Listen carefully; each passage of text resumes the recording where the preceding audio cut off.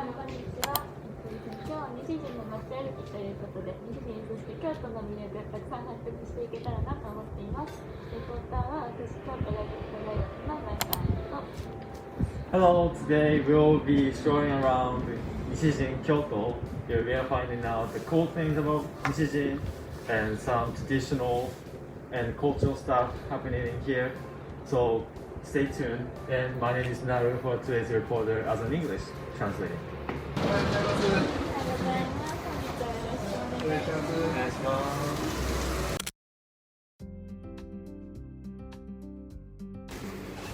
早速いくつか質問をさせていただきたいと思います。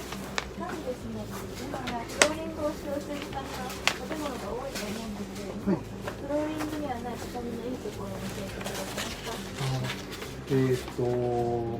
どっちが良くてどっちが悪いとかはないんですけども、フローリングとかの場合は裸足とかで歩いたら手垢みたいに暗いのがついたりとかしちゃうんですけども、畳の場合、いぐさの畳の場合は人間の油とかを吸って逆にワックスをかけたりきれいになっていったりとかするんです。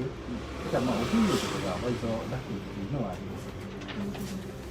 So basically, comparing to wooden mat, the tummy mat has a function to absorb the oil from the human body. So it has a function to make those as a wax. So it doesn't get so wet, and also it can maintain clean floor.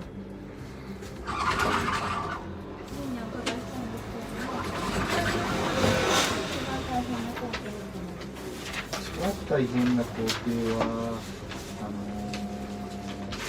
縫ったり切ったりではなくて、逆に地味な作業の方が大変です。そこの方が例えばこの畳のへりを折り曲げたりとかするだけの作業の方が仕上がった時に綺麗な状況とかが出てくるんで、気をつけたりとかはしてます。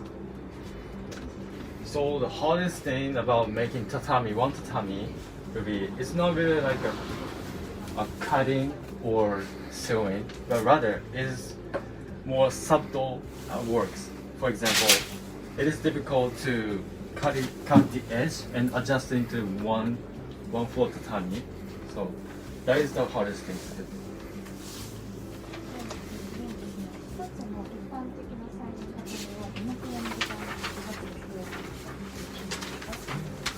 大体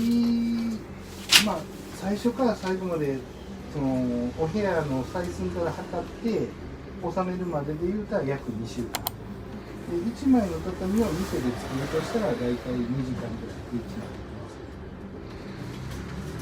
す。 To fully put into the one floor to the tatami, it takes about 2 weeks. All things starting from measuring until it gets completed. Then process of making tatami itself will take approximately 2 hours. 畳を製作する上で何か仕方なく廃棄してしまう部分というのはありますか？ありますね。畳のこのゴザの横についているひげなどとか、ずっと20畳分、10畳分の畳のゴザがつながっているんですけども、全部が同じ大きさでないので、最終的に中途半端に余ってしまった部分とかは廃棄してます。So when making tatami, the soft brush has the length of it. Then when making multiple tatami out of one floor of soft brush, there is a subtle leftovers coming out. So there are some leftovers.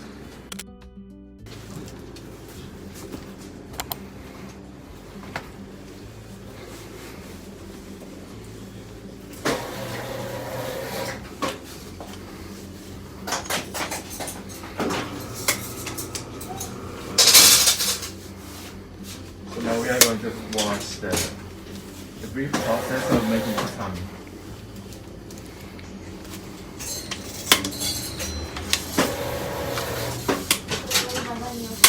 これは横の部分を見えます。でついでにこのピンと張らないと畳がしわくちゃになっちゃうんで、そのしわも伸ばしてます。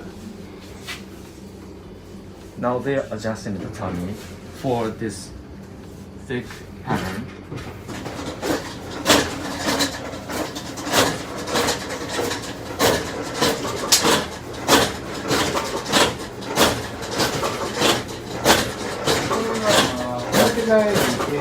古い畳のレバーをきれいにして変えてる作業です。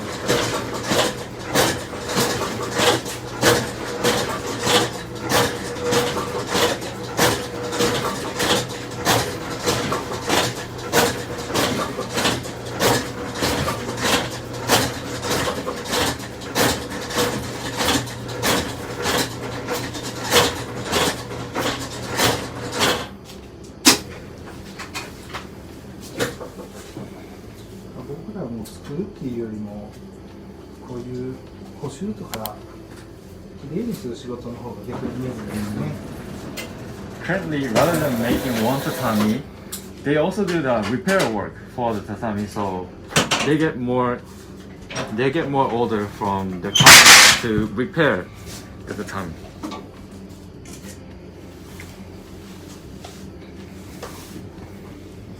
畳のさっき言ってへんかった利点としては、逆にゴザを変えるだけでまた新しくできるっていう。だからすごいこう綺麗にするのが楽にできますね。So another good thing about using tatami is that once this one, the soft brush will recycle and change to the new one, they can always use another one time to time. 結局この折ってるやつがまっすぐ折ってへんかったら、こっちにもう一枚畳来た時にこのヘリの幅が例えばこっちとこっち食い違いになっちゃうんですよ。それが見た目悪くなっちゃうんですね。So making it is always important to adjust the size and this area of the brocade so that there will be no difference with the gap between it. You know, this is the most important process of attaching the brocade on the edge of the tatami.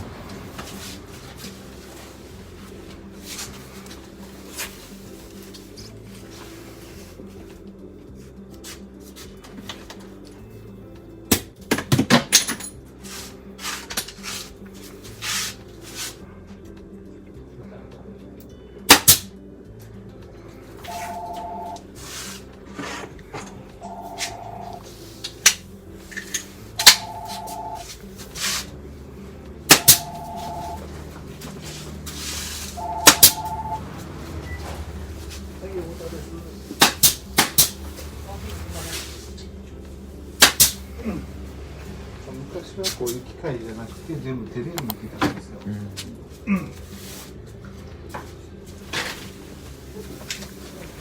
よかったら今度京都伝統産業ミュージアムというところで、まだ今いつやるか決まってないですけど、全てを手でやる実演をやりますし、見に行ってもらったら。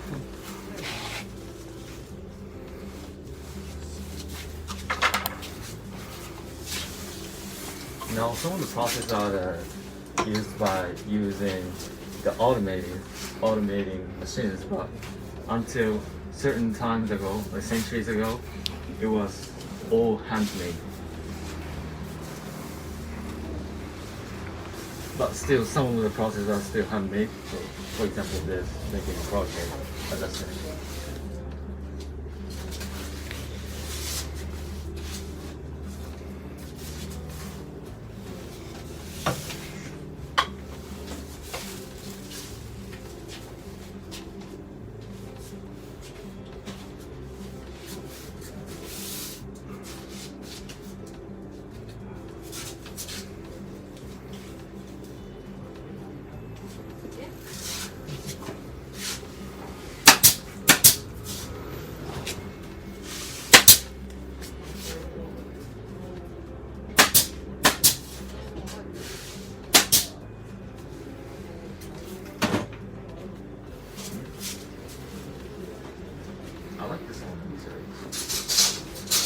that station for the stick.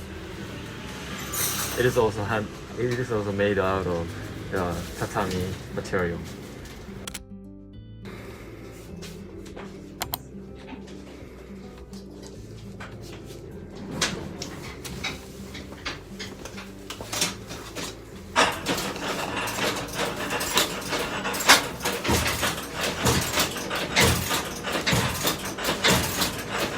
Now they are stitching the bracket on this tatami mat.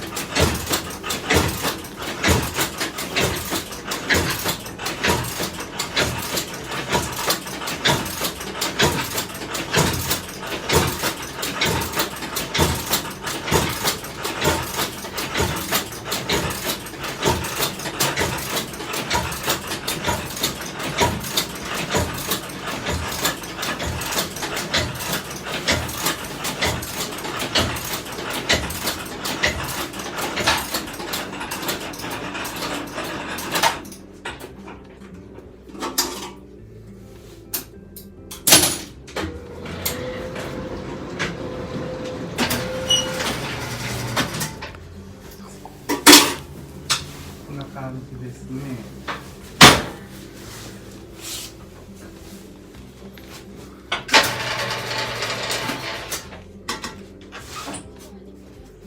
So these are the stitches on.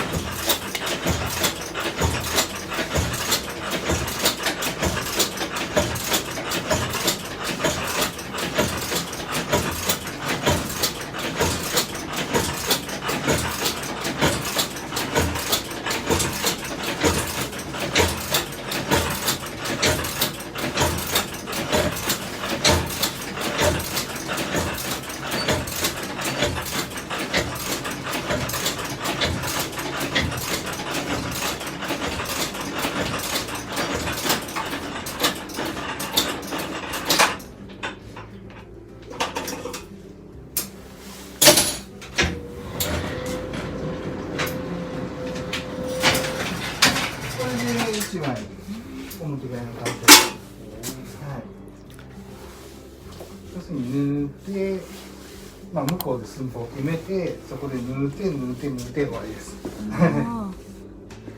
So sewing the stitching on here, then adjusting on there, then again stitching those sprocket and tatami soft brush on there. So those are the basic 3 patterns of process. 以上ですね。ありがとうございます。いえ Thank you so much. はい。ありがとうございました。はい。 Well, yeah, maybe we were so impressed to see how they make tatami out of it, out of the soft brush. So igusa again. So, well, let me explain a little bit about the function of igusa or tatami basically. So, they have the function of humidity control. So during the winter season, it takes all the humidity out of your food or any area of the environment surrounding. And also, they have the function of insulation. So during the summer season, it makes the floor so cooling down. Another cool thing is that so tatami has as I said, tatami has a function of the humidity control, which means that they can lead to the prevention and curing of the athlete's foot, which has a ringworm made by the fungus out of humidity. So tatami has so much potential for the human living. That's the thing. さて次はここからですね、長津さんに行こうの長津さんにも加わっていただいて長津です。よろしくお願いします。 So Mr. Nagsa will be joining from here. お願いしおます。願いします。全然関係ないけど、僕もそこで生まれました。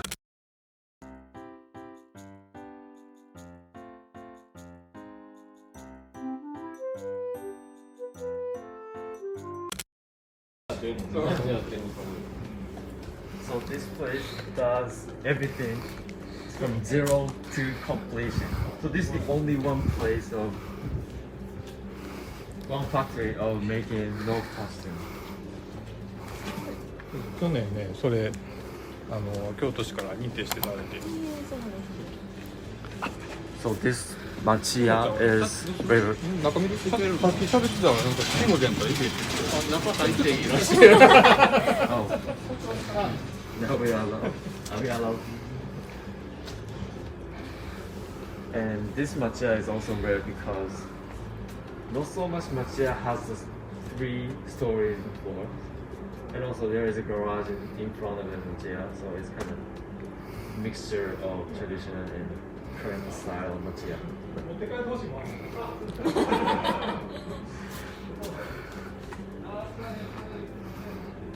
Now they are doing business. 普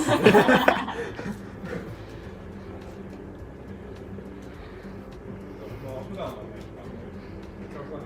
もうお客さんだけしか入ってもらってない。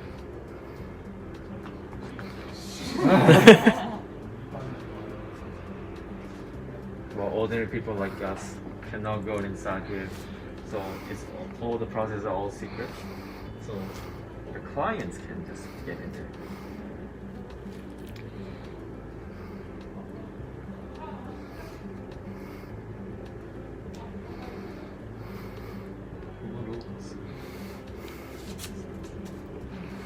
Look, from here until the main entrance, there's so many distance, and they're like Japanese garden styles.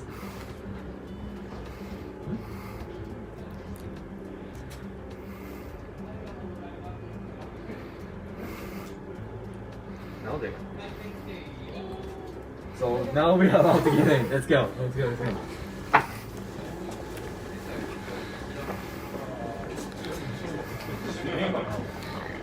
おかかってはいるんだけど、多分あんま映さん方がいいかな。僕が長期やったら多分そうだよね。大丈夫ですか、映しても。これ大丈夫。ああ、大丈夫ですか。 So we get to see one of the no costume design. 今日ギャラリーでさっきまでお客さん来なかったらちょっと散らかってますけど。 Look at there. That is absolutely cool. Wow. So it's like an art gallery right now. おのおの衣装やからちょっと普通の着物とは形が違うのね。そして生地も違う。舞台衣装なんでちょっと分厚い生地、まあドンスとかを使ったりするんだけど、だから着て歩くというよりは舞台でどう見えるかっていうことに特化した着物。So no costume is kind of different from kimono.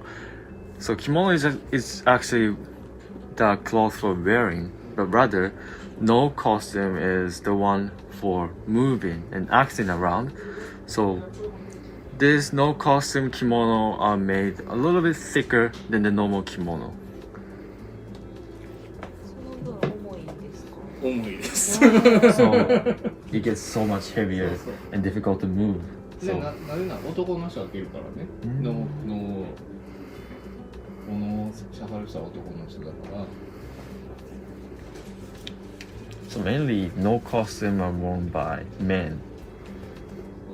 うちも刺繍で物の装束作ってるけど、それは全部佐々木さんにお願いして作ってもらう。あれ多分直田さんとコラボやと。あ、そう。確かね、一応じゃあはいそう。もみじ。もみじか、もみじ多分ちょっと足してはると思う。あ、ほんまに。すいません。 So the embroidery of momiji leaves are actually done by the factory of Nagakusa-san. So they're a collaboration of here and Nagakusa-san. Look at them right there. 確かそういうこと。ありがとうございました。いやいや。もう行きます。あ、もう怖い。はい、大丈夫です。すみません、ご迷惑かけました。ありがとうございます。ありがとうございます。突然すいませんでした。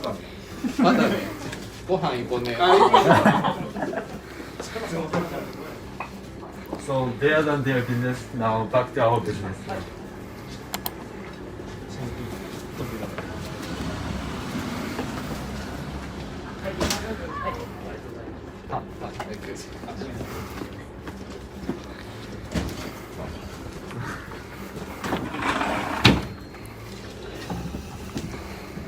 りがとうございます。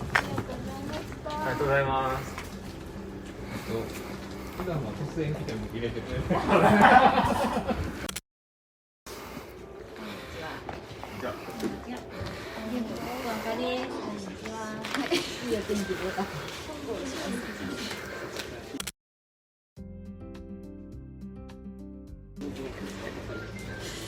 そうなの？はい。はい。はい。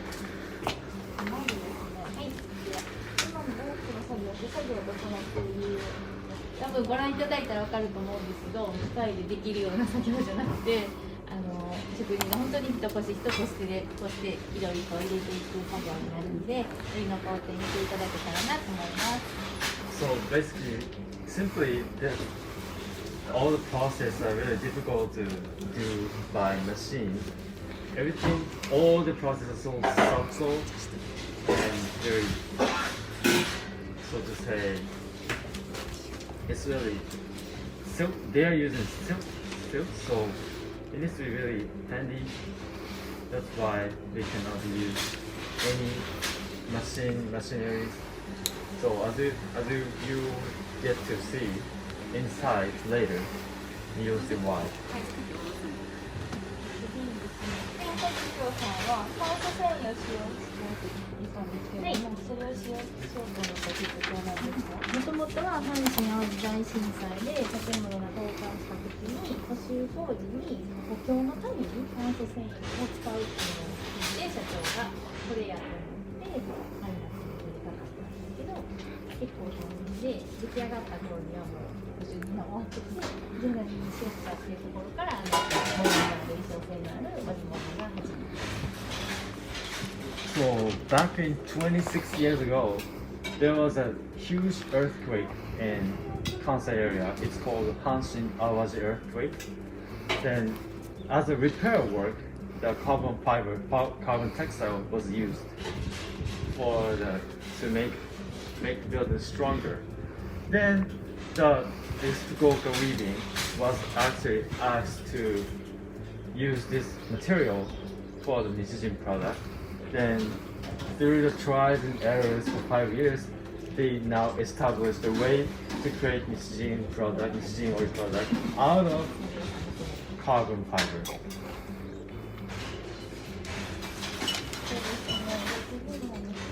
生地や糸などでいろんな機能っていうのがこんなんしてますけど、こう帯を切らずに作品にされるアーティストの方もいらっしゃるので、そういった方と提携しながら作品に書いてもらったりとか、そういうのをしてます。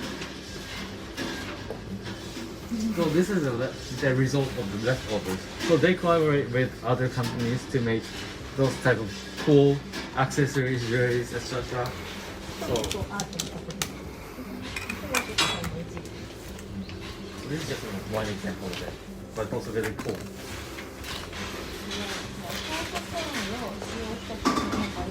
環境問題に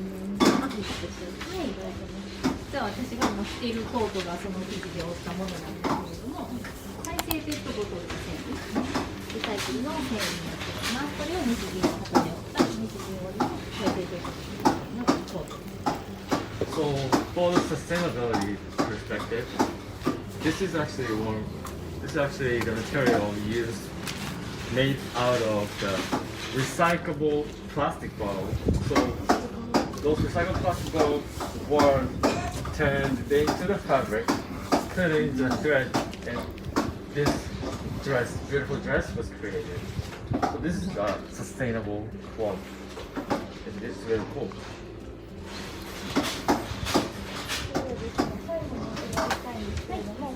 企業さんが一言で表すのは、日本人のどんな街どんな街かな、うちみたいにその仕事をしている旗織りの人とお家が家の中で働いてたりするから、と住と一緒になってるとか、あともう地域と地域が密になってるから子どもたちは地域で育てるとか、そういった高い地域だと思います。So a lot of factories and workshops are sometimes can be a house of themselves. So those Nishijin is kind of like a house and work at the same time. And also people who grew up in Nishijin are in those type of things. So this is where they live and this is where they grew up. And all those people are gathered at Nishijin. So they are so one place.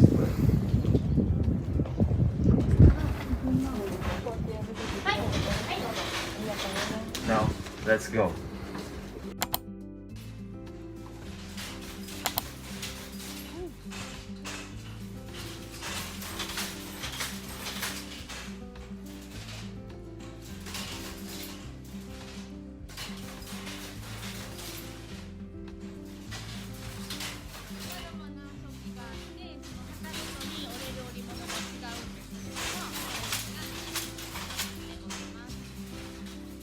So the device they weave is called a loom.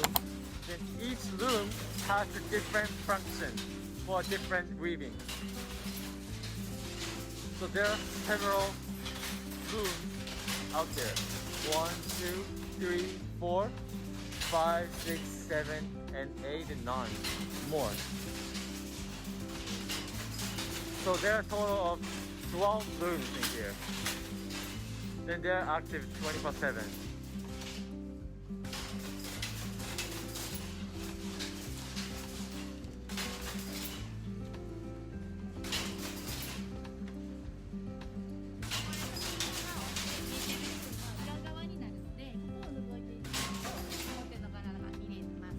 So now they are weaving the back side of the cloth. Then to see the front, there is a mirror below there, so they can test it the front side while working on the back side.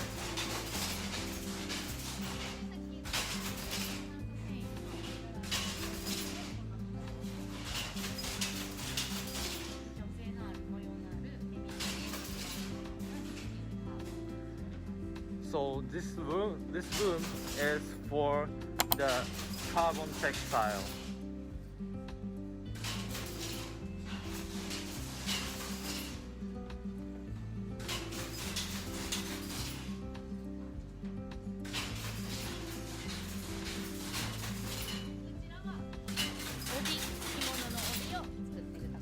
So this loom is for making obi band for kimono.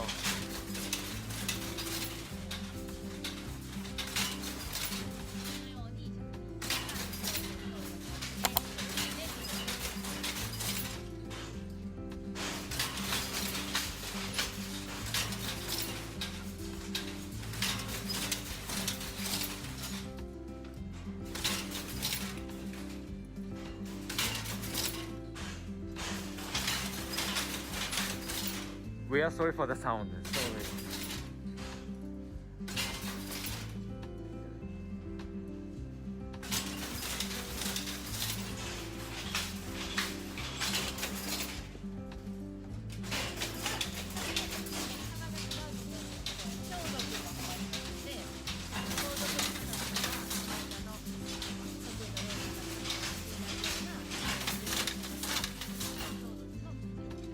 So this is a cloth for the special occasion, like for marriage to the funeral.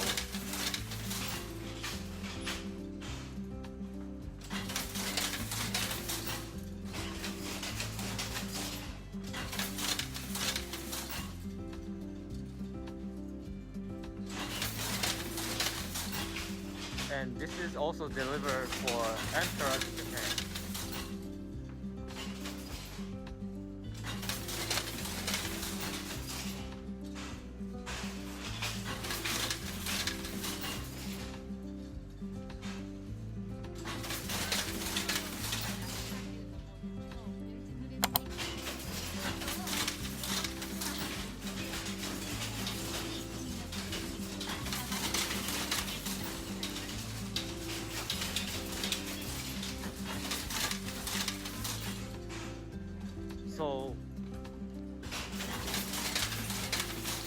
they soak the thread into water and weave it. So sometimes the weft can be really shrinking. To make it straight, this one is used.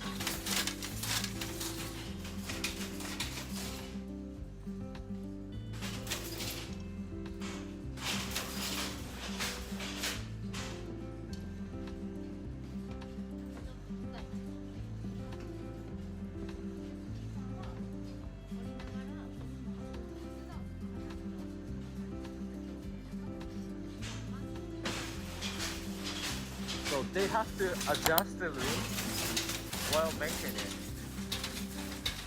So that's why this cannot be done by machine, all handmade.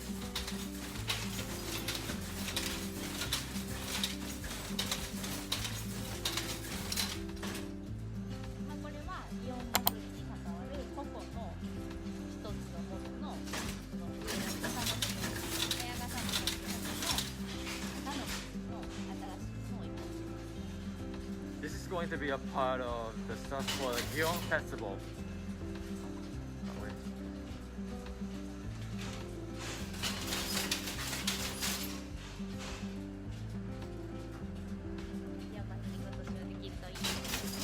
Yes, hopefully we can see Gion Matsuri.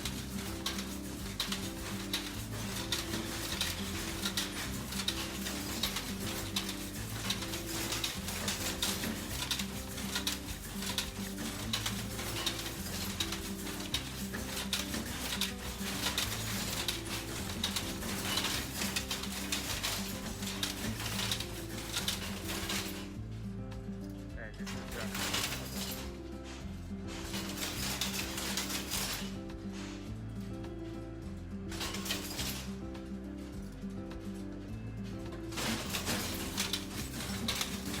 このデータ部分もこのようなダイレクトジャカートのものとか足の方の本紙っていうボール紙みたいなのが開いたものとか違ってますけど、昔はみんな本紙。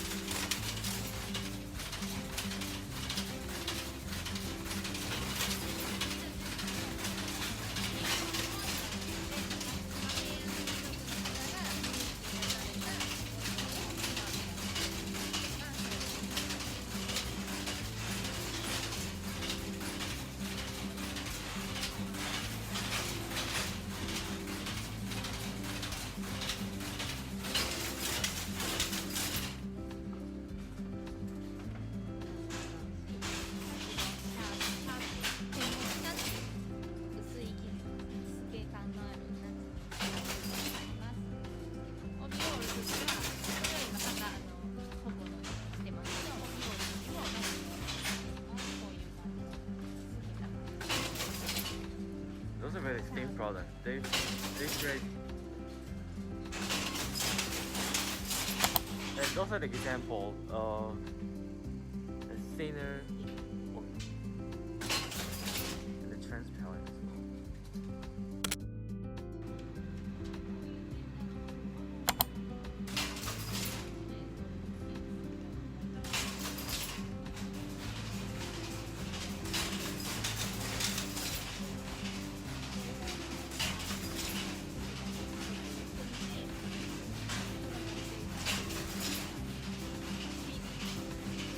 So the design comes from the computer out there, so it can easily apply all the designs or into the fabric. So it gets more easier for them to create the product out of carbon fiber. It gets more faster.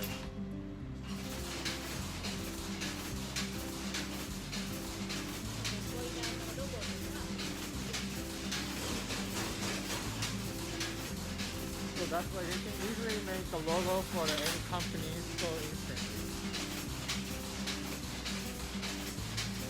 So they also get some orders for the novelty product as well.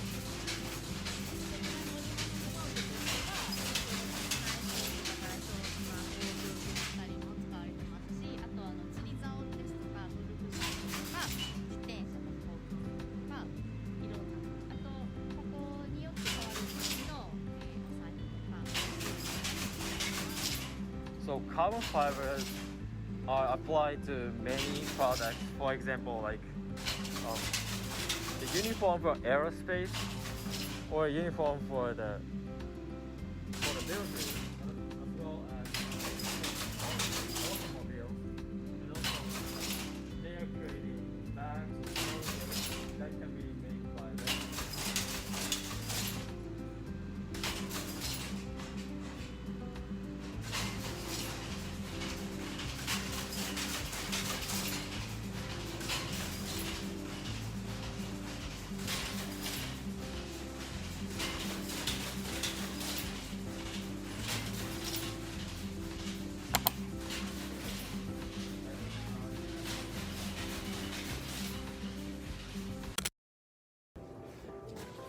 So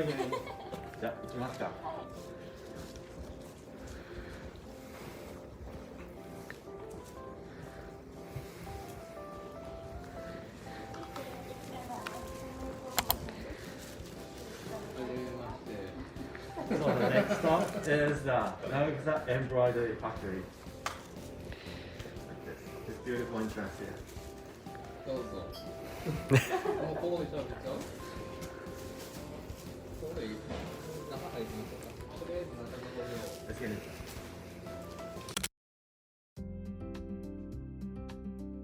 ここは普段工房なので非公開にしてるところなんですけど、その理由としては上に文化財の修復とかが入るので、その時は一般のお客様は入れないようにしてるんです、警備上で。で、今文化財ちょうどいっぱいなので、入っていただけるということで、今日は、撮影してもらいたいと思います。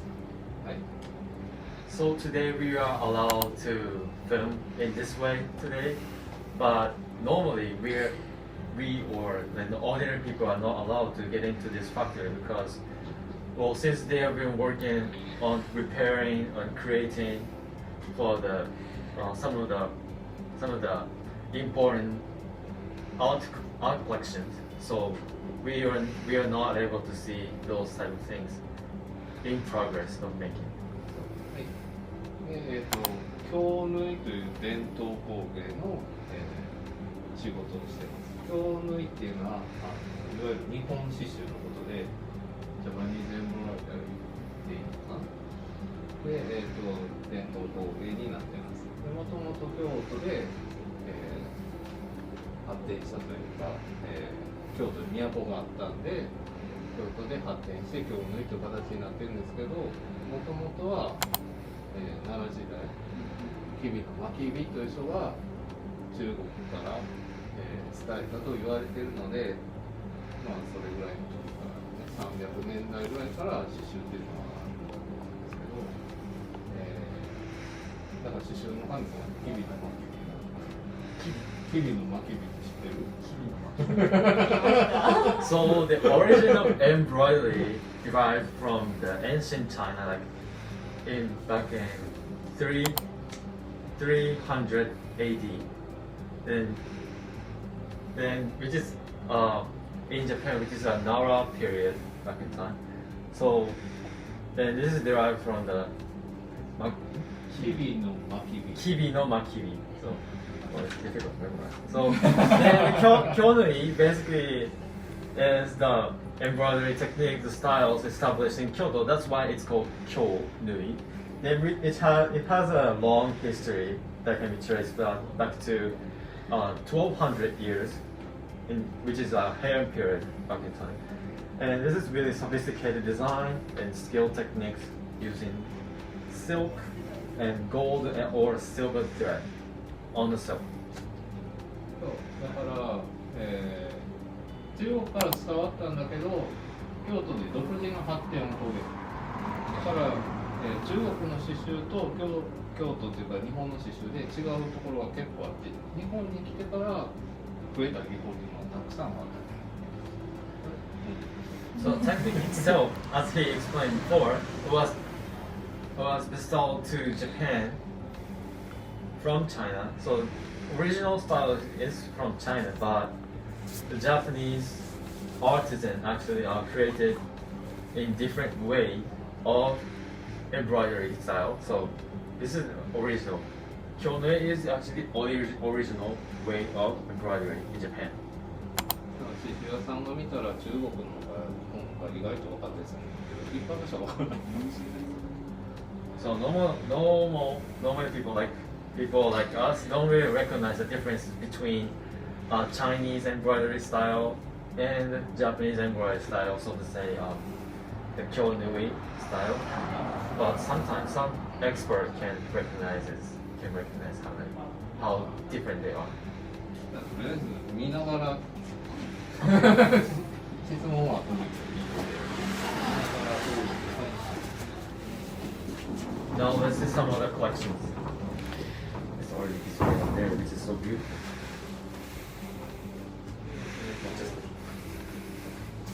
着物に刺繍するっていうのが皆さんが思い浮かべてるいわゆる道具っていう姿だと思うんですけど、実は刺繍って針と糸と、布みたいなものがあれば何にでもできるからでこういうお軸掛け軸で刺繍があるっていうのはこれすごい特殊なように見えるけどこれは大昔からあって昔はこれ仏さんで中仏って言って仏を塗って掛け軸にしたものっていっぱい残ってる、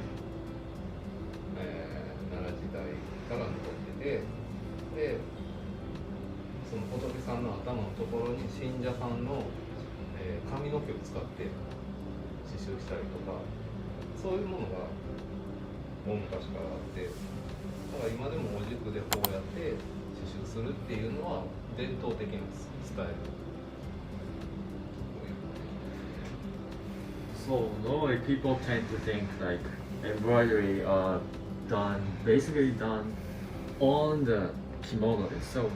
But as long as there is silk on it, and also there is a thread to put the needlework on it, so they can also apply the techniques into those styles.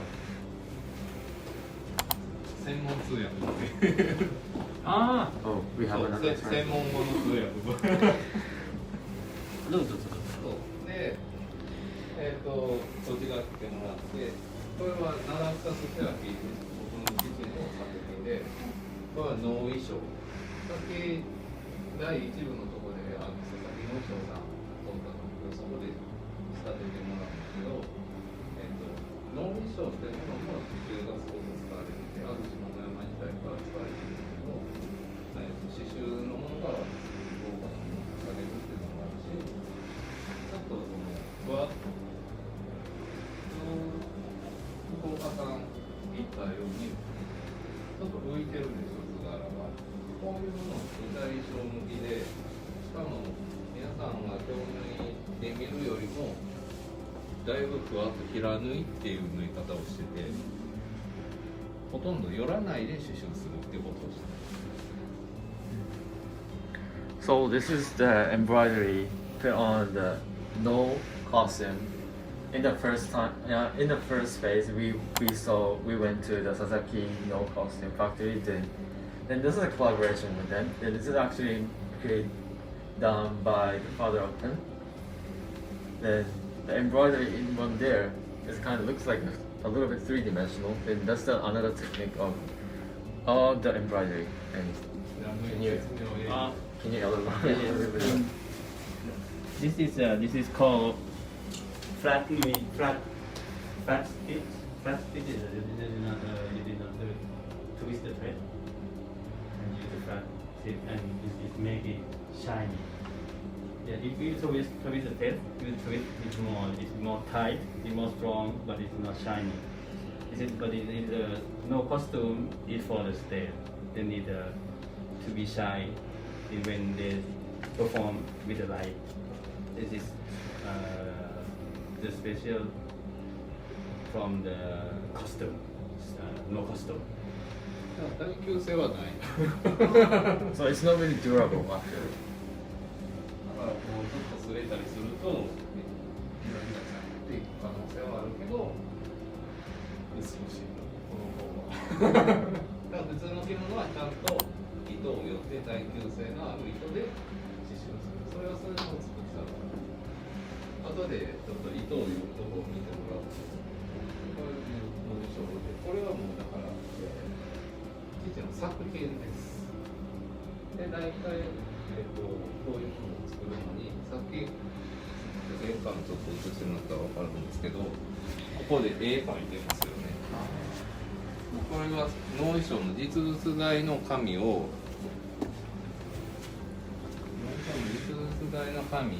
使ってこうやってまずラフな絵を描いて構想を練ります。でここから図案を作っていって、配色してっていう、これがだから一番最初です能衣装。そうああいう形になるのにだいたい2年から長いもんで5年かかります。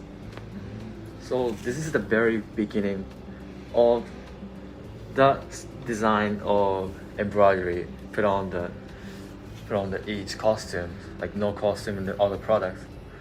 Then it takes approximately 2 to 5 years to be completed in that way, in this way. And this is actually, those are actually like not for wearing in daily life, but it's more like the beautiful collection of the art. So it's not really created for daily wearing, and they show more all the drafts, all the designs. こういう紙に写していってっていう。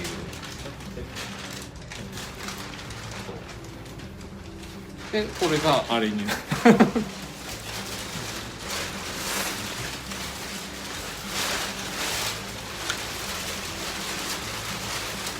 かな。横に行ってあげた方がいいんじゃないかな。紙と。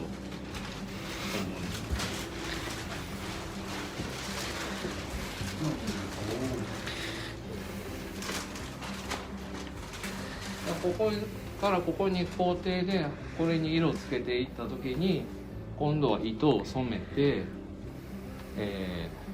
配色してみてそれでこれでいいかどうかっていうのを確認しながらやるんですよ。で生地も染めてっていうだからすごい何工程も行ったり来たりやり直ししながらで最後の最後にやっと刺繍するんですっていう工程がいっぱいある。So there are several processes, so starting from drafting and deciding the colors of the flow on each thread. And they just check if the color of the thread matches to what color you imagine. They did not, they just do it again. Then back and forth. Then after they completely decided what color to be used, they officially start stitching on it and embroidering. でこれ今バーって並んでるのはカツラ帯って言いますか。でカツラ帯って何かっていうとこのするときに表ってお面つけるでしょ。お面つけるその中のカツラを押さえる帯のことをカツラ帯って言うんだけど。So this is called カツラ帯。こんな長いのね。で刺繍量としては普通の着物より多く入ってたりするんだけど、こうやって。So they were in this way for the no performance in costume. でまあ演目によってこの柄が違うっていう。でこれも織物が多いんやけど刺繍でするとすごく贅沢なんだよね。 So maybe those are done by weaving, but more luxury stuff, it gets the more product are done by embroideries. でこうやってこれは下は箔金箔が貼ってあるんだけど、 So those are the foils, like Okay. gold foils. 縫いと箔合わせて縫い箔っていうんやけど、縫い箔の状態が一番まあ豪華であるとされてる。 So the most luxury one is the embroidery plus gold or silver foiling on one product. So it's called nui haku. でこれもまあ箔で、箔の上にこれ文字刺繍してあるんだけど、これ何かわかります？ Saiten Sorry, I can read kanji. 青天大聖、 Saiten taisei. 誰のことでしょう？孫悟お、正解。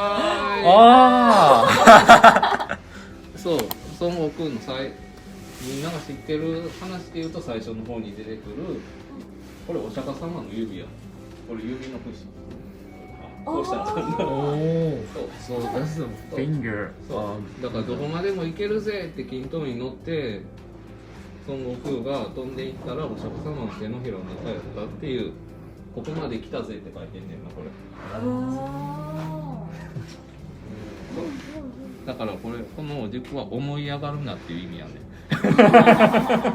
そういう意味のお軸。こういうね刺繍、これでも刺繍ね、文字も刺繍。すごい。面白いでしょ。 So this gold one is a foiling and it is embroidered on the foils. Then this one collection means do not satisfy at where you are. In direct translation. でこれは菊慈道って言って、これもお能の中に出てくるこれの説明はやめようでこれはドクロに下が出てんやけど、一休さんの杖、題名は圧巻兵衛やけど一休さんの杖をモチーフにして、一休さんってそのドクロのついた杖をつきながら正月こうやって歩いてはって、門松は冥土の道の一列か、明卓まで明卓もなしって言いながら歩いた。つまり毎年正月来ても死んでいく日を刻んでるだけだよ。だからめでたいけどめでたくないよねって言いながら歩いて、まあメメントモリだよね、話として。だから正月のお軸です。毎日死を思いながら生きなさい。そうすると一生懸命生きれるでしょっていう。英語で。杖っていうことなんだっけ？え？杖っていうこと。 It's like the stick they used by the ancient Monk? ancient monk. And the monk tail. Yeah. The monk named Ikkyu, and Ikkyu is come with a stick on the New Year celebration. But why everybody celebrating? But Ikkyu said that this is New Year. That means you older than last year. That means you close to your death. You need to be careful not to celebrate. Yeah. It kind of has the same message as this. Do not satisfy where you are. Then just live your best life there.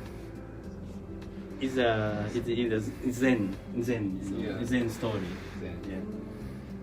Ikkyu is a Zen monk, very famous.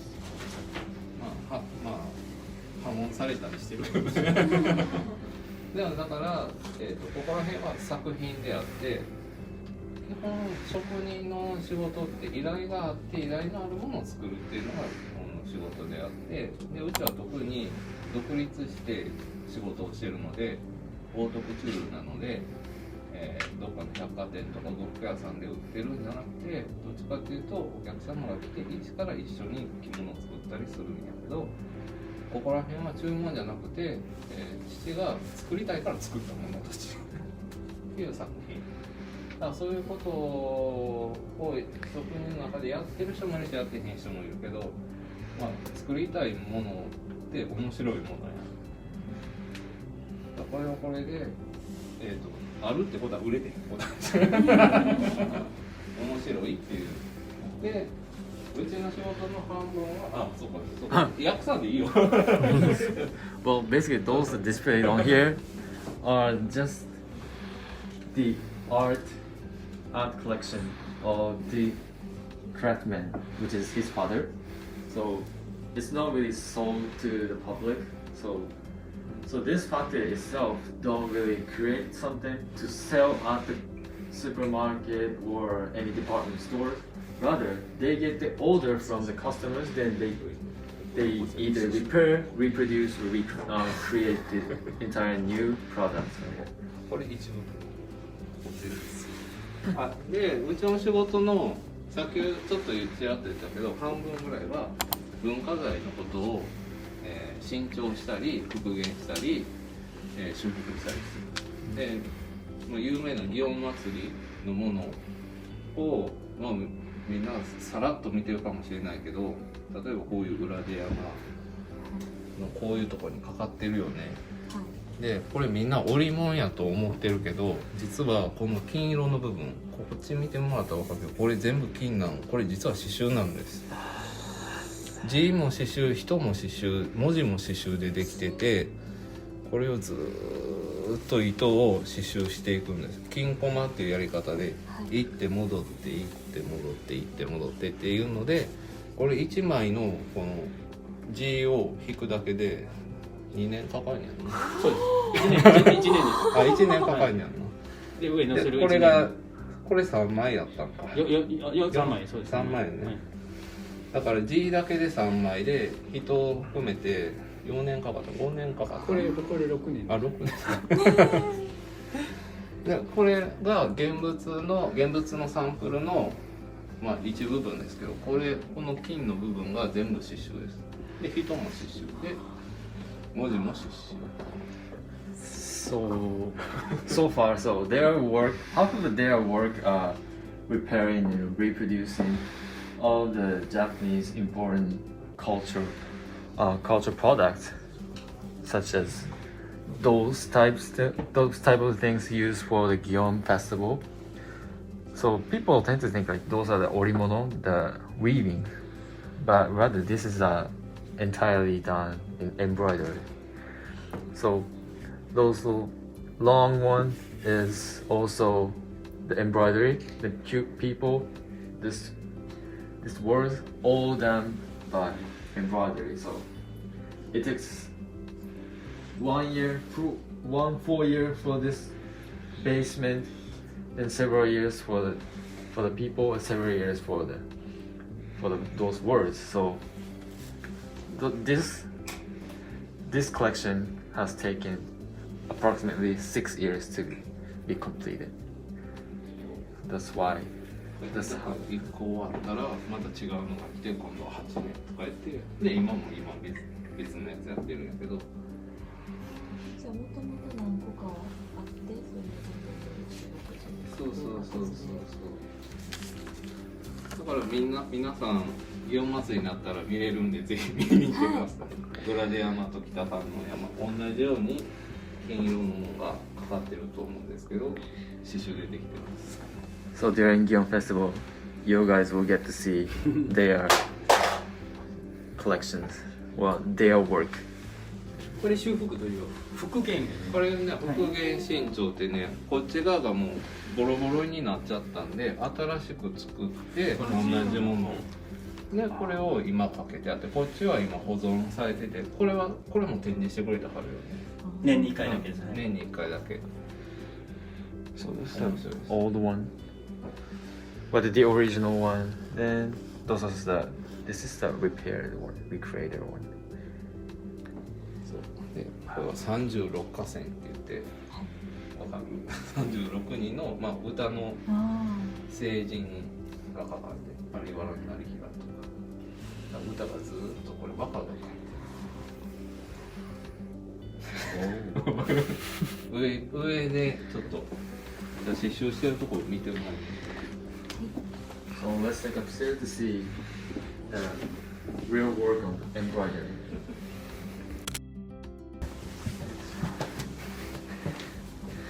これが刺繍台の普通の大きさで、これで刺繍していくんですけど、今ちょうど能衣装の刺繍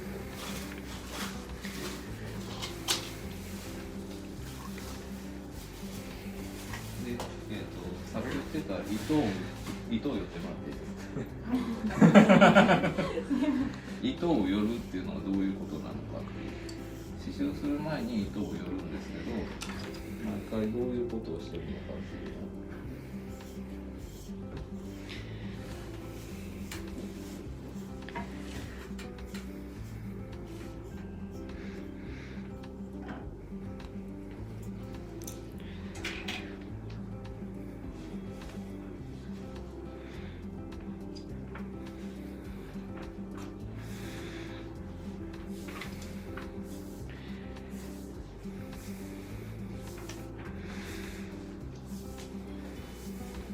片方だけやっていきます。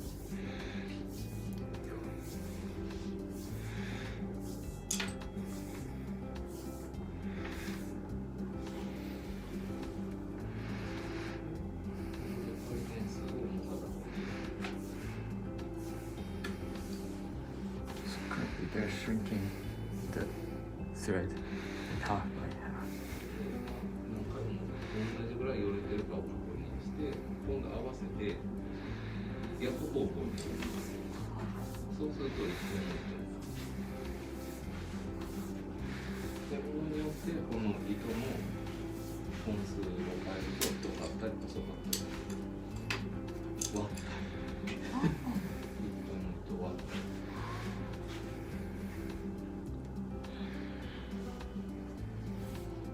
それでよりできました。ありがとうございます。するかな？ここもいいかな？これ寄られた糸と。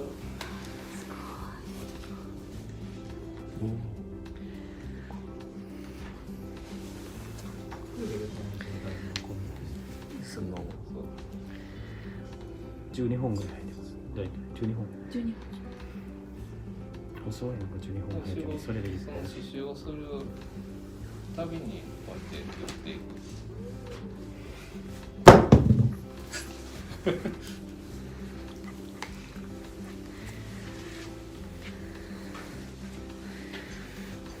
OK ですか？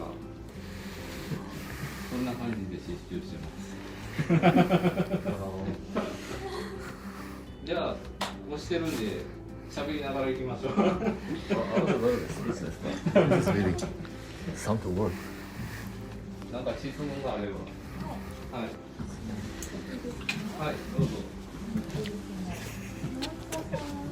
はい。日本で活躍されていると思うんですけれども、日本外での活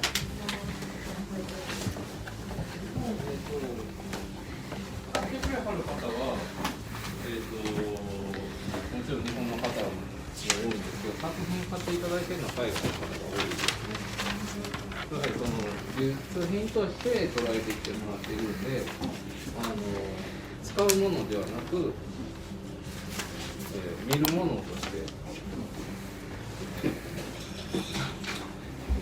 アートピースとして買っていただいているっていうのがあるので、海外から来られて、買って帰っていただいているということです。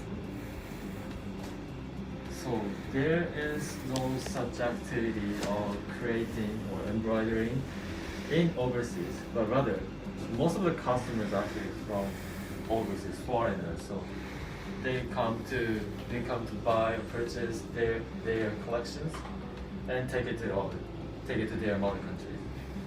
あとはもう海外ブランドとコラボレーションするっていうのを海外とコラボレーションして、やはりこれに協力させてもらったりとかすることは。 So they have experienced many cross-continental collaboration with famous fashion houses. For example, well, I actually googled there was a collaboration with Hermes, and also they they create the costume for the Paris Fashion Week collection as well.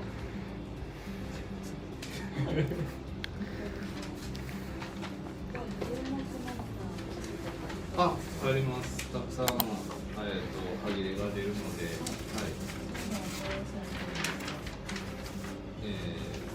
すぐと溜まっていきます。溜まっていってますね。はい。So currently, for now, there is no much way to utilize the leftovers of the threads or the silk in other ways. So. はい。最後にお聞きしたいんですけれども、各国であります西陣シーズンはね、この街、昔は閉鎖的だったけど、今はちょっと面白い街なんだかな。Well, back in time, the Nishijin tend to be more conservative. They tend to reject the influx of other cultures, but currently, the Kyoto or Nishijin has been more open to other cultures. So that's why they have collaborated with other fashion houses who are doing other work with overseas. So in that sense, Nishijin has been more open right now. So it's more little. 仕事上付き合ってる人たち以外の人たちと付き合うことが増えてきたので、今は例えば新しいことをやるのにはすごい西陣でやっていこうっていう気になる感じになってきたかなと。もともと面白い企業が多いし。Now there is more opportunities to collaborate with the business outside of their industries. So in that way, there is more innovations coming from Nishijin. So Nishijin has been more interesting place to live and work. Go ahead. ありがとうございました。 Thank you. ありがとうございます。そんな西陣の父親の向かい側のロボットの Yeah, nobody can imagine the place in front of the embroidery factory is actually the laboratory for the robot in Nishijin, which is Tensa. みたいな。今日友崎さんにお邪魔していきたいと思います。よろしくお願いします。お願いします。お願いします。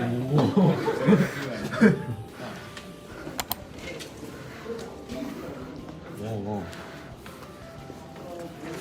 So we got those robots in front of us at the entrance. It's just kind of overwhelming for us. この通りを隔てて、この景色。研究という工場はまだ別に工場はまだ別にあって、ここは研究所で。こんにちは。インタビュアーです。社長さんです。So he is manager Kawakubo-san, Mr. Kawakubo.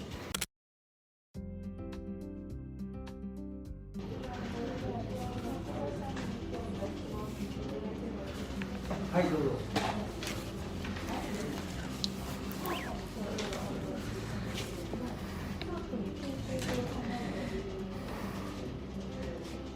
まあもともと福岡に本社があって、まあいろいろとこのお客さんが関西の方が多かったので、まあいろいろ大阪を最初仙台の方から探してたら、まあ大阪と福岡とあんまりこう街の雰囲気が変わらないんで、ちょっと京都の方に足を伸ばしてみたら、まあ、すごくいい雰囲気の街があって、ということでこうですね、こういろいろ探して歩いてたら、たまたま正面の西乗りの渡辺さんの方が、ここ今使ってないんで、ここ使ってくれたらどうですかっていうのを言ってもらうことだったらしくて、それでここを先代が一目惚れしておりました。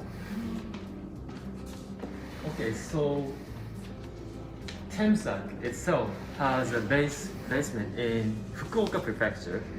Then they were planning to expand their factory or their laboratory to the Kansai area actually, because there were some customers in Kansai area as well. So first choice for them was Osaka, but they decided to extend more and here in Kyoto. Then they decided to base their factory in Kyoto. Then when they were looking for the place to locate the laboratory, then there was the one obi making company called Watabu, which is the across the street. Then there was a little space. Well, currently this is the place. So this place was used for the obi making. Then, supported by the Watabu, they were able to take over this spinning factory as their laboratory.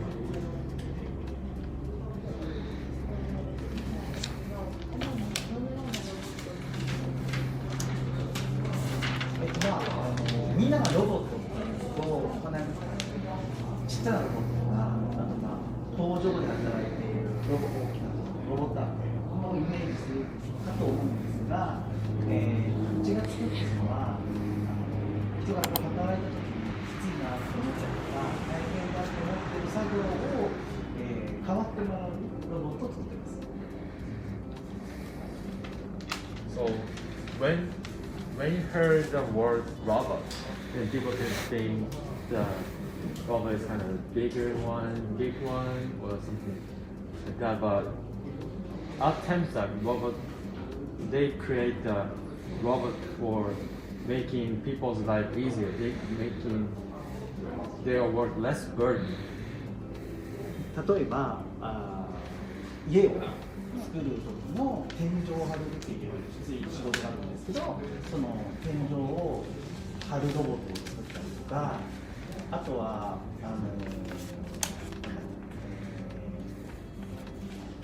人が、例えば学生さんが、一生懸命医療系の学生さんがこう勉強していく時にいろいろと人形とかを使って技術を担っているんですけど、なかなか人形だと動きを体験することができないので、そういった動きを再現して、とても良い研修ができるようなロボットを作ったりとか、まだ人型であったりとか、もしくは街の中を移動するロボットだったりとか、そういうロボットを作ったりします。So for the example of the types of robot that helps people's life, so in terms of building the house, putting the ceiling is difficult work. So the robot they make will take over the creation of the ceiling. And also for the student in the medical industry, like medical school, then they don't have much source for the demonstration, so they make the robot for the demonstration of the medical techniques, as well as that they also create smart mobility like this here today, and also they create a robot for the disaster rescue. あとはこういうモビリティですね。個人一人がパーソナル個人が乗って街とかいろいろで移動してもらえるようなモビリティを作って、それにロボット技術を追加して自動運転だったりとか、遠隔操作だったりとか、そういったのをして、世界をより便利な社会に変えていくためのお手伝いをさせてもらっています。So as I mentioned before, this is the automobile, just for only one person, but it has a function of auto driving. So especially for the elders, it is more useful to commute back and forth on the street in towns and cities. Yeah.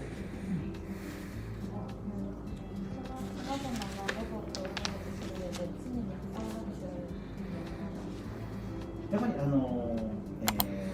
南部の題を、解決したいないといけないかっていうのを考えて、次にやっぱりそれを便利に使ってもらうにはどうすればいいかっていうのを考えて、それを実現するためにはどういうふうに実現するのが一番、効率がよくって実現性が高いかっていうのを考えながら開発を進める。So the first thing they think of when making a robot is to figure out the problems that people have in many occasions in the life. Then after that, they try to investigate for making more efficient and more comfortable to use robot product. Okay. So that's what they care more about on when making a robot.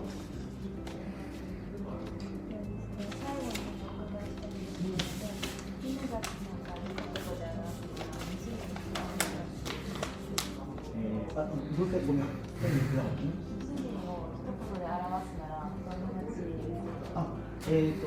ぱり京都って伝統的な街のイメージがあると思うんですけど、その伝統的っていうのはいろいろなものを文化を、日本とか世界に発信していた文化の中心地だと思うんですね。なので、でもさっきの西陣もその文化を発信していく一つの西陣だった中心地だったと思うので、テムタクとしては文化を発信していく中心地に、負けないような企業になろうというふうに思っています。So Nishijin or Kyoto as a whole is a platform for the Japanese tradition or Japanese culture product and other stuff. So what they think is they want to reach out to the level of being the tradition or the platform of the new technology from here in Kyoto and deliver to all around the world. That's what they want to say. That's what they wanted to do, and that's how they think of Nishijin here. 乗ったりします？よろしいですか？もちろんもちろん。実際に体験してみたいと思います。Now we're gonna try this one. I'm so nervous though.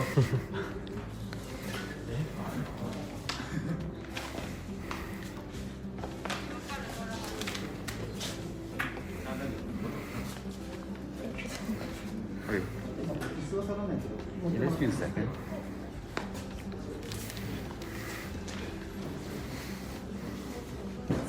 これで下げるともうこのバックですよ。面白い。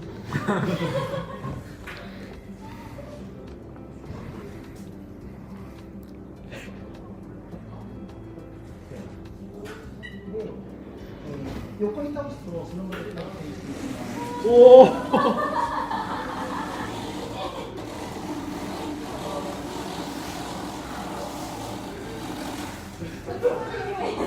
手離してもらって、手離すと止まります。で、前の人をちょっと前に。で、手離すと止まります。もうちょっと前に。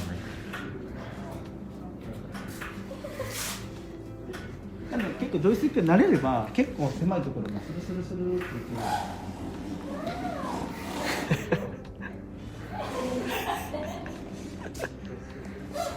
ああ、それは下がってもらってもいいですよ。Oh, okay. 外は大丈夫か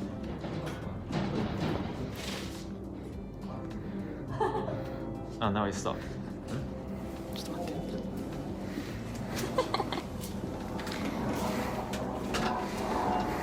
じゃあ外まで僕は持ちましょう。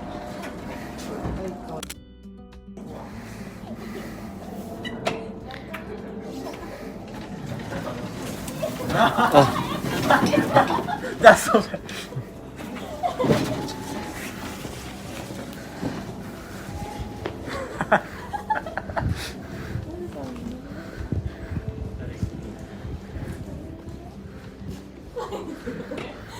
英語で実況しながら乗るんですごい。前に倒したらそのまま進みます。This one? Oh. So this small dot is the controller of this It's actually quite smooth. You can go in anyway. So start from this one, then you can go straight. 横に倒すと回転します。 Then if you turn this horizontally, then it just turns up the face. Wow. あと車がちょっと上がってます。前です。入っていい。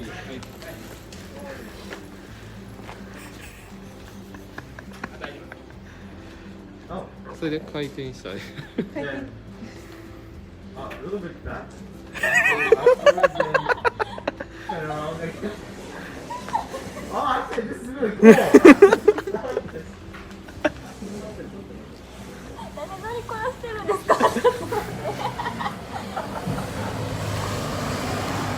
これ何キロまで出るんですか？これは時速6キロ。The maximum speed of it, this これ is. は京都サロンとしてもっと速い速度で街を走れるような実験とかもさせてもらいます。 So the max speed is 6 kilometers per hour.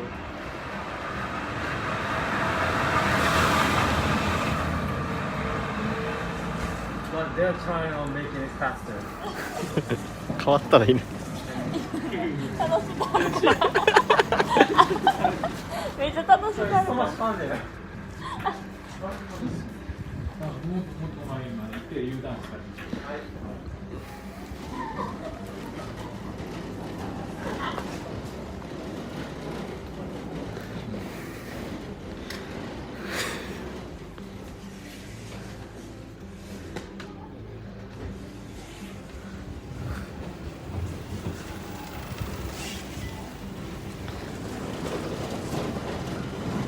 Well, to tell the truth, I have a license though.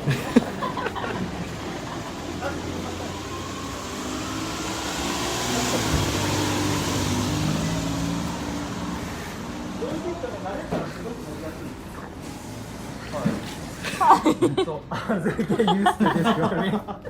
It's so much comfortable. I like this a lot though. Everyone's laughing, but should we get back to them by myself? I'm really scared. 変わったら。そんな楽しそうやのになんだかあるんですか？ I had too much fun, so back to her. 私だってほんまに。免許いらないから大丈夫。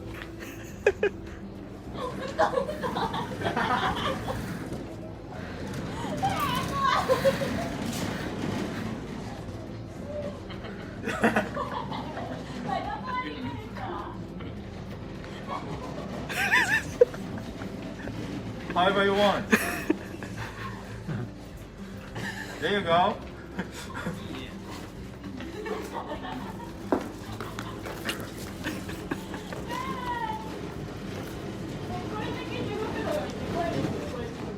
No, she's massive. 楽しいでしょ。 Don't hit anyone, please.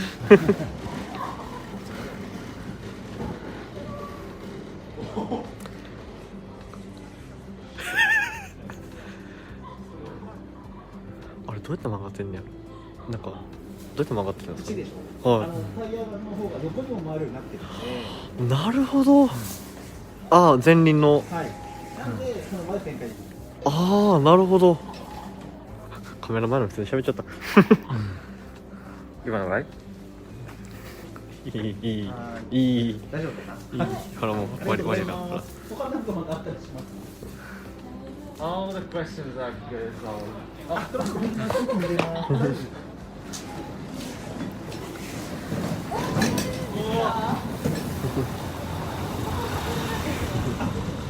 出したら戻れない。まあ4センチ5センチぐらいまで登れるの。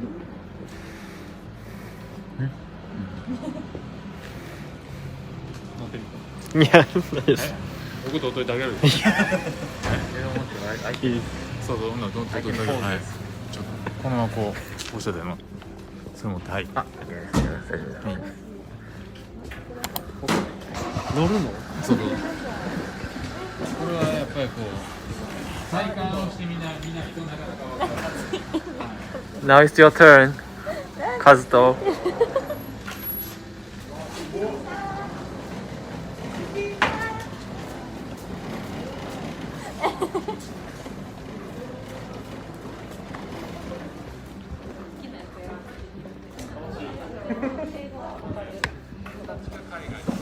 There you go, he's having so much fun there. なんかリポートしてください。すごいなる。いや、なんかめっちゃ軽い感じで Right? This is so light. 結構思ったよりなんか Very light to handle and so めちゃめちゃ easy to drive. いいし簡単に楽しい。ね。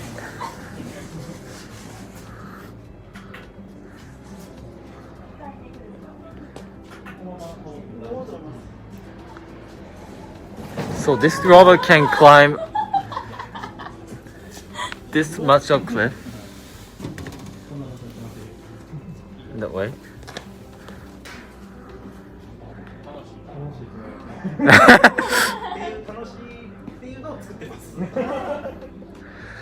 This is their product, right, guys? Okay, it's super cool.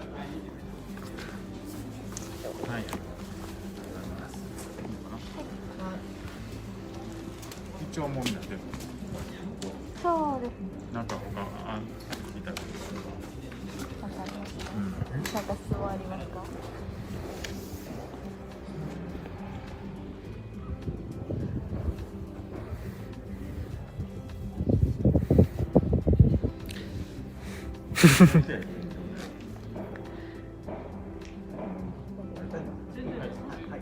ありがとうございました。またどうぞ何かあれば。ありがとうございます。はい、ありがとうございました。We had a lot of fun. You did it too, didn't you? 楽しかった。Now let's go back to our business again. Then, well, that was Thames-like, and now we are going to our final destination, Naker.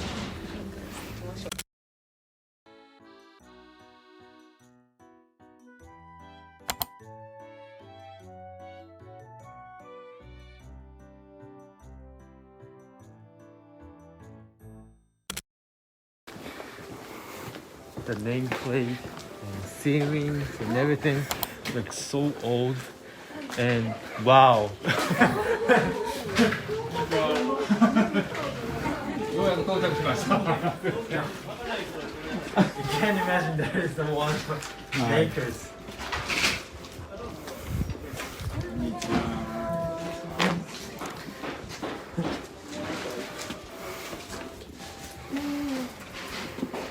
泣いてる。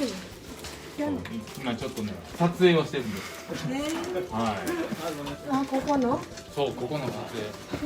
それと一緒にいくらですか？いや、結構でございます。いやいや世界に流れますよ。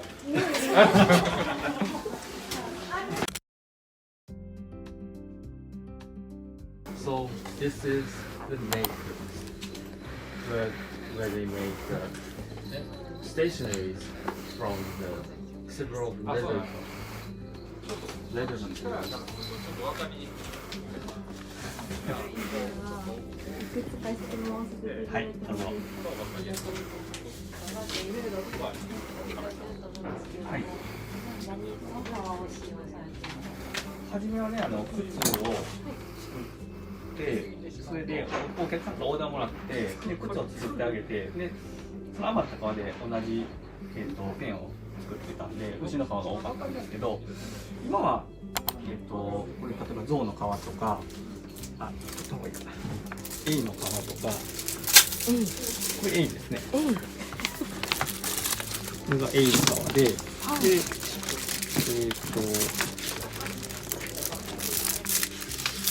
れが、ワニの皮ですね。で、これが鹿の皮なんですけど、これは鹿でもキョンって言われてる鹿ですごい小さいサイズの鹿なんですね。で日本の和紙に比べて繊維が、8倍細かいって言われてるんですけど、それで漆をシルクスクリーンで塗って、印伝にしたものです。これが京印伝っていう、今商標を取られてるんですけど、京都の印伝っていうので印伝屋さんが作ってる。初めに作ってる革に比べたらだんだんペンだけが革がどんどん良くなっていってるような感じがします。So originally they were creating shoes from the leather. Then the leftovers are used to decorate the pen, like right here. So mostly the pen produced from here are made by the calf leathers, but it has been gone so further. Then they're making stationery pens out of elk, alligators, and 何でしたっけ？今日の鹿とエイがThen this is a fish. あ、なった。あ、動いてます。はい。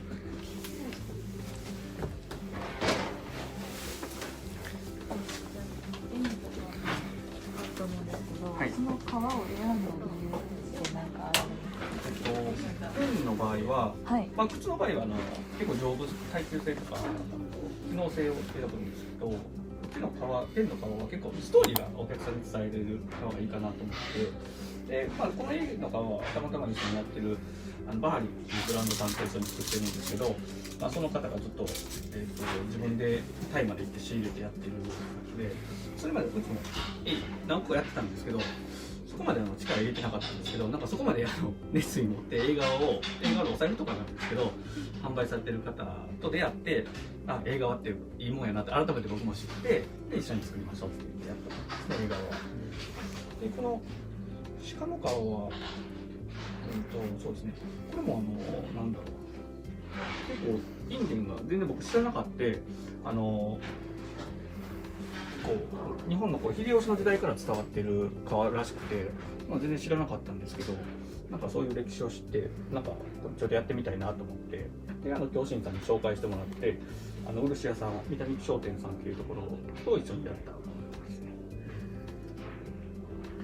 So the reason they stick with the several types of leather are because that each leather has a story behind him and the people who suggested using the leather. So that's why they stick with some unique leathers and tell the stories to the customers so that they can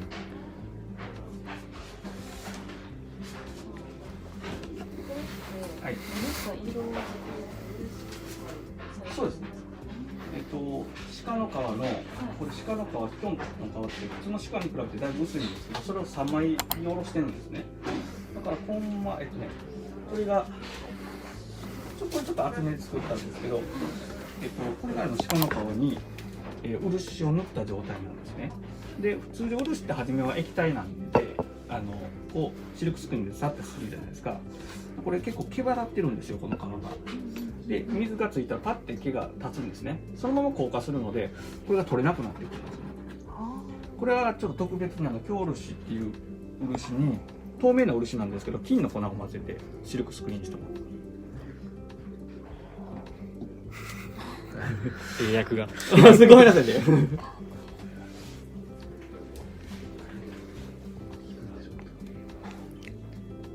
これがね、鱗の形なんですよ。はい。で、結構吉祥紋って今だと生まれ蛇の鱗から来たものなので、蛇って抜け殻になって戻ってくるので、生まれ変わったりとか厄を落とすとかいう意味があるので、ちょっとコロナの中でこういう柄がいいのかなと勝手に思って作りました。Sorry about that, and I can really explain things. But so this is a leather from deers, and so I think since the deer skin is so big, they just cut into three long pieces, and put the wax on it. Then when putting wax on it, they decided to make this pattern So what they did is just put in the foil, golden foil on it, then just silk screen on it, so that this will be more durable, and at the same time it's really gold and majestic design for the pen. ありがとうございます。伝わりました。すいません。いえ、ごめんなさい。この革とかをこういう靴とかに仕立てるのとボールペンに仕立てるのって何か違いとか難しさとかありますか？そうですね。結構ペンはね、割りかしできるんですけど、はい、靴になると耐久性の問題というか、こう投げ伸ばしをずっとしてくるんで、それに耐えれるかっていうのがあるので、結構靴になるともう絞られてきますね。それまでの革だとね、本当にこれはカバの革かな。カバはい。That's the leather for hippopotamus. これカンガルーですね。これ靴とか両方着れるんですけど、はい、これとかね、ツキノワグマなんですけど、Oh, the これ bear's 次ペンにしようかなと思うん bear ですけど、 skin. まだこれから暖かくなるからちょっと次の冬ぐらいにはそうにしようかなと思って。Ah. いや、こんな靴とかちょっとない話。あとこれがね、うなぎの顔なんですよ。The skin for eel. やっぱ薄いじゃないですか。はい、これ靴にすることはできないんですけど、ペンだと去年ですけど、なんかこれでうなぎ登り、業績もうなぎ登りになりますようにって言ってたら、結構企業さんが買ってくれましたでね、やっぱペンの方はなんかちょっとストーリーというか面白い感じの方が受けるみたいです。So the main difference is that the difference between making ballpoint pen and shoes is that the duration of each skin. So for example, it is impossible to make shoes out of this leather because it's too thin and it's not very durable. But for the pens, making the pens, they need a little portion of the skin so they can apply to many things. So the biggest difference is the duration of each leather.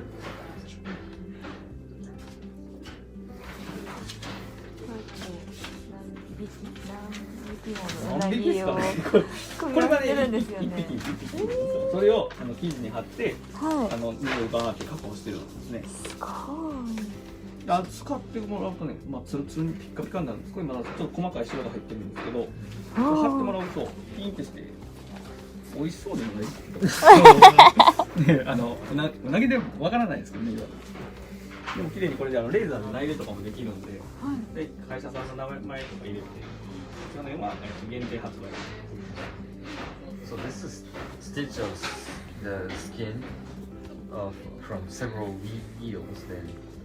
初めはペンにしてたんですけど、最近とかはボランティアで献血ルームに革のキーホルダー作ってなんか献血してくれた人にプレゼントしてるっていうのがちょっと日本バーニング協会でちょっとねこう革を焼いて絵を描く人がいるんですよ。そこにちょっと寄付させていただいて。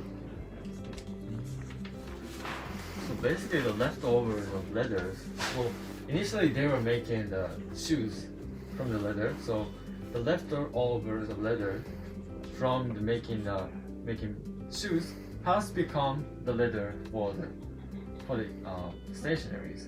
Then if there's more leftovers out of them, then they donate those leftovers to the other companies to make key holders out of them or other type of products, small items out of them.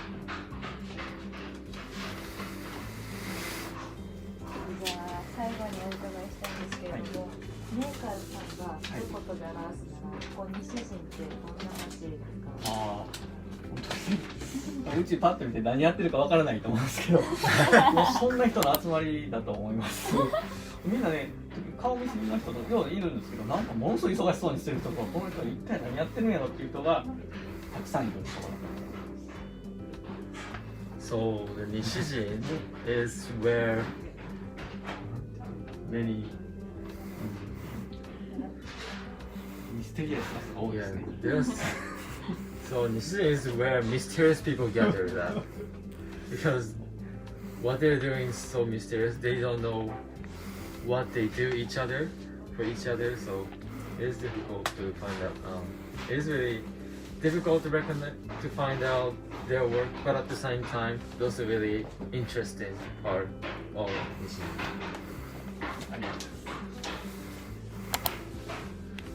あ、どうもどうもすみません、ありがとうございます。ありがとうございます。 Thank you so much. いや、すごい綺麗な英語で愛していただいて初めてです。ありがとうございます。And this tour and we're going to get back to get relaxed from our tour today. So お疲れ。終わったみたいまだなのに。 So this is the end of our Nishijin tour. Thank you so much for watching, everyone. ありがとう。バイバイ。